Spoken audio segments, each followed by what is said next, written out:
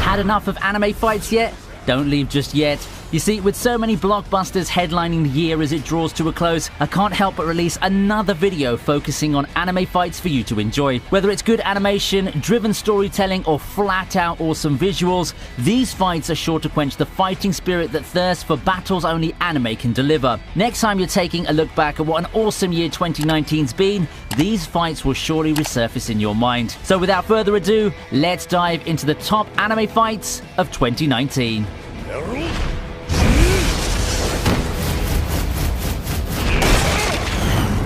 Ever wondered what a good underdog fight in 2019 looks like? Vinland Saga's got your back. In his latest scene of stringing Thorfinn with a promise of a duel, Askeladd tells the latter that he'd get his reward of a duel if he would beat an opponent. Now the problem is, that opponent's Torkel the Tall, a jovial yet impenetrable man who lives his entire life for the thrill of battle. This battle's really no contest, as despite mounting a furious opening flurry, Thorfinn's quickly defeated. The difference in power level is really just too great. Other men would have faltered by then, but not Thorfinn. Defiant, he manages a final attack before leaving behind to his opponent the revelation that he's the son of Thors, setting up their inevitable next duel. Even with no chance of winning in his current state, Thorfinn still manages to convey to the viewers his will to win, and one can imagine that for everyone rooting for him, there was a glimmer of hope for a while that he might just pull it off somehow.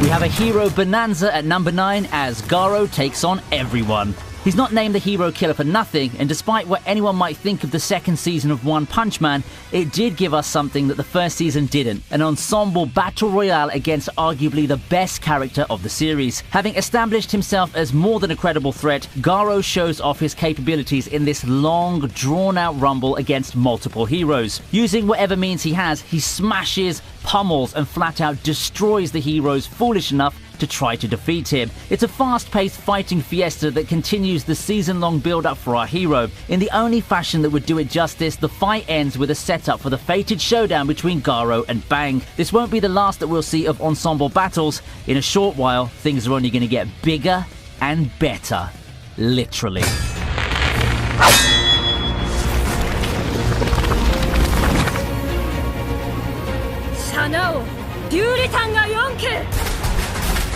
Small people fighting a gigantic monster has never looked this good before. Sorry, Attack on Titan, but we'll make it up to you a little bit later, okay? In my opinion, by far the best episode of Fate Grand Order Babylonia is the one featuring the fight against Tiamat, or more correctly, Gorgon. The entire episode pretty much covers a long fight between Gilgamesh's servants, Ushiwakamaru and Leonidas, trying their hardest to hold off the approaching serpent god. Viewers are treated to a vast array of awesome lines and the servant's signature noble phantasm. I don't even know which NP I liked more, but I am sure of one thing: these MPs sure beat what the actual FGO game has to offer. I don't need to shield Babylonia anymore to you guys. Just look at it and don't tell me you're not encouraged to watch the show right now. It might not be Ufotable behind the new Fate series, but the animation department sure delivered.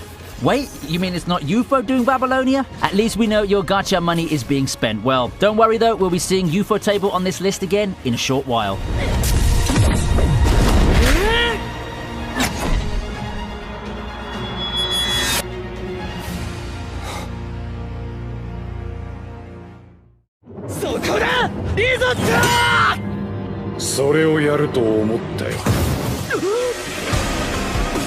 JoJo definitely has no shortage of insane over-the-top fights, and I believe that the battle between Doppio and Risotto in Golden Wind is in serious contention for Anime Fight of the Year. This battle showcases the much-awaited powers of Risotto, who's been a consistent looming threat before Diavolo takes over the role of main villain. Metallica's an extremely interesting ability, and Risotto puts it to good use in his attempt to take down Doppio and the boss. The fight offers exactly what you'd expect out of a JoJo fight: crazy powers, eye-catching art and animation, as well as a spectacular finish. Despite not featuring the main characters, this fight's truly one of the highlights of 2019 JoJo, and few moments could come close to it in terms of intensity and ability to keep viewers at the edge of their seats. In the end, Risotto comes extremely close to defeating Doppio until Diavolo takes over. Defiant till the end, he attempts the last resort attack on the latter, but ends up getting shot in a cruel twist of fate. I didn't think that Risotto would win, given the villain hierarchy and all, but gotta say, they had us in the first half there.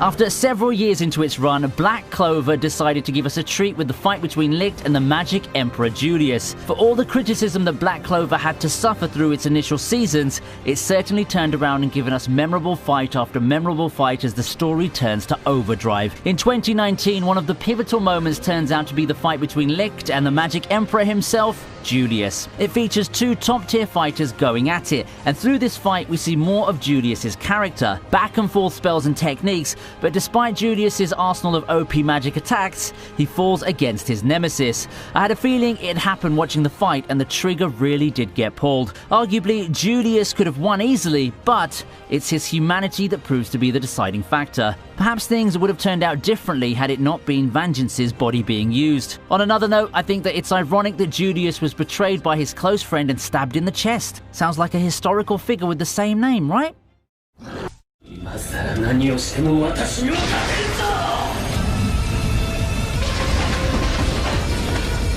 Battles within the mind are something of a commodity. Often we see our hero facing off against an evil self or an enemy who tries to invade his mind and turn him to the side of darkness. While such context's not that far off from the fight at hand, we gotta hand it to Mob Psycho for giving us a nice display of such a fight in 2019. Battles that take place within one's mind help showcase a creator's creativity, and the multiple dimensions in which Mob and Mogami's battle takes place shows just that. Mob Psycho's much acclaimed animation and presentation takes center stage in this battle that's full of twists and surprises. The icing on the cake is the reveal of Mob's question mark percentage mode, arguably one of the titular character's most powerful and amazing forms. If you want an example of good interdimensional fights this year, Mob Psycho's Mob vs Mogami fight's worth the watch.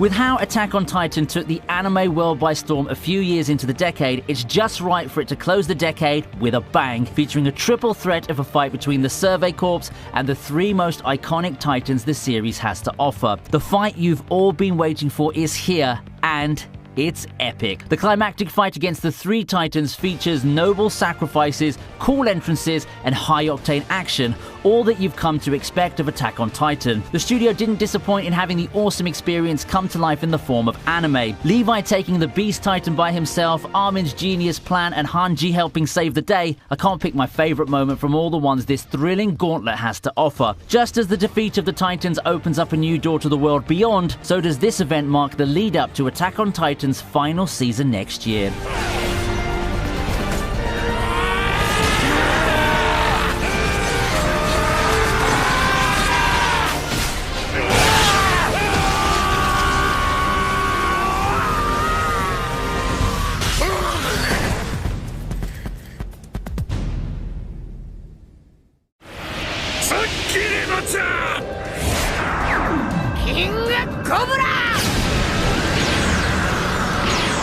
Talk about a battle showcasing how much of a tank our favourite stretchy boy is. If there's one word to describe the theme of this fight, it's resilience. Luffy versus Katakuri isn't as hyped as other major Luffy fights, such as the one against Doflamingo and Crocodile. However, it's in this fight that Luffy shows off his inner strength. We're used to seeing Luffy face off against opponents above his level, but rarely do we see him take this much of a pummeling at once.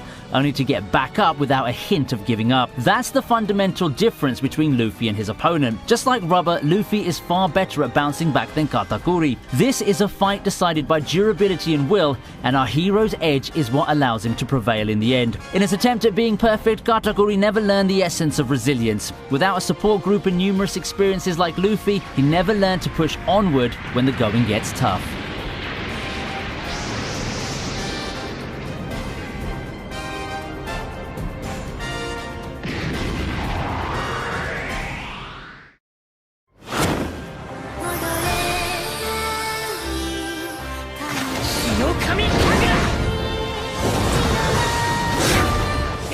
It's pretty poetic, isn't it? Did anyone expect to see the #1 fight of 2019 to come so late in the year? A little past the halfway mark of the year, and Ufotable decides to drop this bombshell of a fight on us. Leading up to this point, Demon Slayers enjoyed quite a bit of popularity, although the hype from the manga had yet to seep its way to the anime adaptation. Count on Ufotable to turn things around, as the masterfully animated and directed battle against Rui had the entire world talking about this new shonen star. Suddenly, Demon Slayers on everyone's radar, while the mass acclaim and the series memes completely took over the internet. In addition to the wonderful animation and direction, the fight also had its share of suspenseful moments, and coupled with the hair-raising soundtrack and acting, Ufotables made a winner out of an anime fight that far surpasses what the manga has to offer, a true rarity among adaptations.